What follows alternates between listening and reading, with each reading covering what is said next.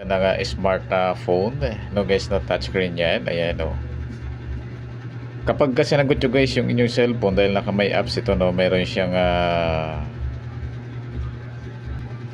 guys QR code sa cellphone. Ngayon pag sinagot yung cellphone nyo, dito na lang kayo guys salita sa cellphone nyo kahit medyo malayo kayo. Kahit mga dalawang di pa, pwede kayong sumagot dito.